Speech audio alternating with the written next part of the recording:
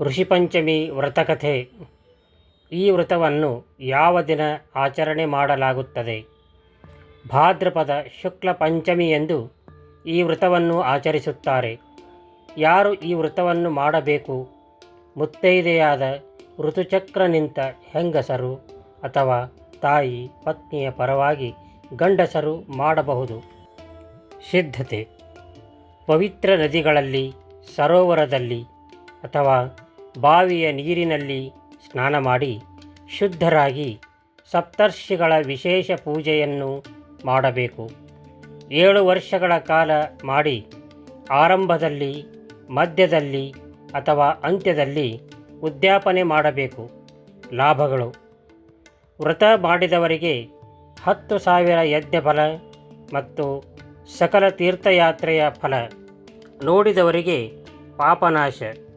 ಸಪ್ತರ್ಷಿ ಮತ್ತು ಅವರ ಪತ್ನಿಯರು: ಕಶ್ಯಪ, ದಿತಿ, ಅದಿತಿ, ಅತ್ರಿ ಅನಸೂಯ, ಭಾರದ್ವಾಜ ಸುಶೀಲ, ವಿಶ್ವಾಮಿತ್ರ ಕುಮದ್ವತಿ, ಗೌತಮ ಅಹಲ್ಯ, ಜಮದಗ್ನಿ ರೇಣುಕ ಮತ್ತು ವಸಿಷ್ಠ ಅರುಂಧತಿ.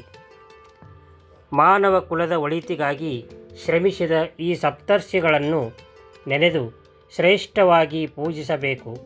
ಕೇರಳದಲ್ಲಿ ವಿಶ್ವಕರ್ಮ ಪೂಜೆಯೆಂದೂ ಕರೆಯುತ್ತಾರೆ. ಹೆಂಗಸರು ಉಪವಾಸ ಮಾಡಿ ಈ ವ್ರತವನ್ನು ಮಾಡಿದರೆ ಇಹಪರಗಳಲ್ಲಿ ಮಾಡಿದ ಪಾಪಗಳು ನಾಶವಾಗುತ್ತದೆ ಎಂಬ ಪ್ರತೀತಿ ಇದೆ. ಕಥೆ 1. ಹಿಂದೆ ಉಥಾಮ್ ಎಂಬ ಬ್ರಾಹ್ಮಣನು ಸುಶೀಲಾ ಎಂಬ ಪತ್ನಿಯೊಂದಿಗೆ ವಾಸ ಮಾಡುತ್ತಿದ್ದನು. ಅವರೊಂದಿಗೆ ವಿಧವೆ ಮಗಳು ಕೂಡ ವಾಸವಾಗಿದ್ದಳು. ಒಂದು ರಾತ್ರಿ ಅವಳ ದೇಹವನ್ನು ಇರುವೆಗಳು ಮುತ್ತಿಕೊಂಡಿರುವುದನ್ನು ನೋಡಿ ಭಯದಿಂದ ಒಬ್ಬ ಋಷಿಯನ್ನು ಪರಿಹಾರವೇನೆಂದು ಕೇಳಿಕೊಂಡರು. ಆಗ ಋಷಿಯು, ನಿಮ್ಮ ಮಗಳು ಪೂರ್ವಜನ್ಮದಲ್ಲಿ ಮಾಡಿದ ಪಾಪ ಫಲವೇ ಇದಕ್ಕೆ ಕಾರಣ ಎಂದು ಹೇಳುತ್ತಾರೆ.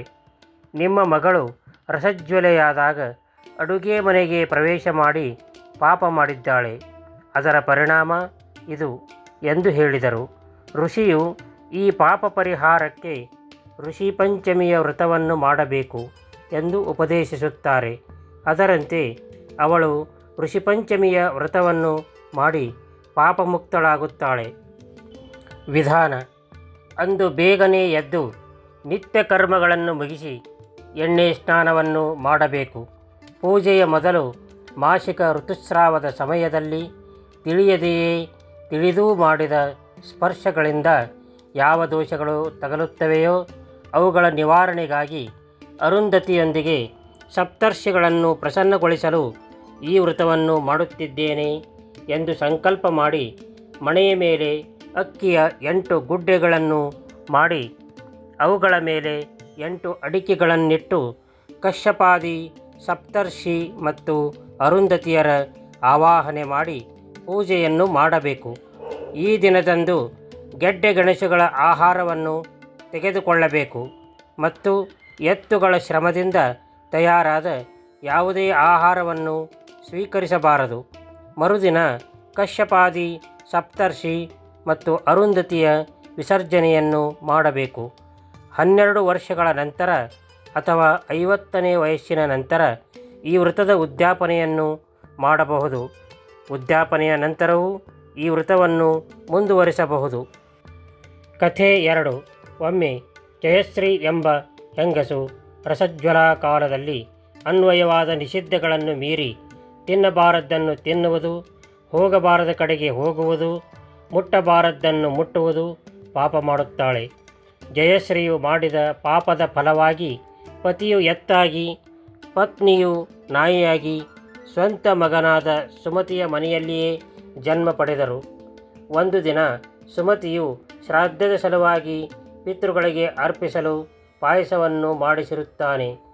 ಆಗ ಒಂದು ಹಾವು ಅಲ್ಲಿಗೆ ಬಂದು ಪಾಯಸವನ್ನು ವಿಷಪೂರಿತವನ್ನಾಗಿಸುತ್ತದೆ. ಆದರೆ ಇದನ್ನು ನೋಡಿದ ನಾಯಿಯು, ನಾನು ಇದನ್ನು ಹಾಳು ಮಾಡಿದರೆ ಯಾರೂ ಉಪಯೋಗಿಸುವುದಿಲ್ಲ ಎಂದು ಯೋಚಿಸಿ ಹಾಳು ಮಾಡಿಬಿಡುತ್ತದೆ.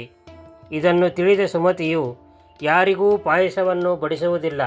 ಇದರಿಂದ ಆಗಬಹುದಾದ ಅನಾಹುತವು ತಪ್ಪಿದರೂ ಸುಮತಿಯು ನಾಯಿಯ ಮೇಲೆ ಕೋಪಗೊಂಡು ಚೆನ್ನಾಗಿ ಹೊಡೆಯುತ್ತಾನೆ.